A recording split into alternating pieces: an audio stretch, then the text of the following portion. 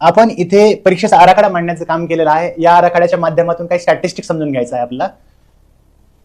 तर बघा, परीक्षेची दिशा असते ती अशी असते, म्हणजे आधी पूर्व परीक्षा देतो आपण, ती क्लिअर करतो, मग मुख्य परीक्षेला जातो, मग ती क्लिअर करतो, मग व्यक्तिमत्व चाचणी ज्याला पर्सनॅलिटी टेस्ट म्हणतो त्याला गेल्यानंतर मग त्याच्यामध्ये क्वालिफाय केल्यानंतर मग फायनल सिलेक्शन असतं. फायनल सिलेक्शनला आपण हॉल ऑफ फेम म्हणू.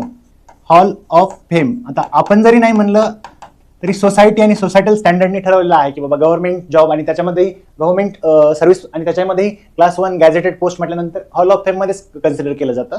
तर हे हॉल ऑफ फेम असं कन्सिडर केलं आपण.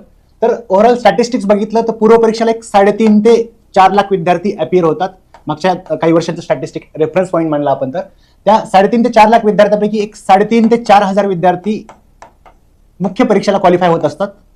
आणि या 3.5 ते 4 हजार विद्यार्थ्यांपैकी व्यक्तिमत्व चाचणीला 1000 ते 1200 विद्यार्थी असतात.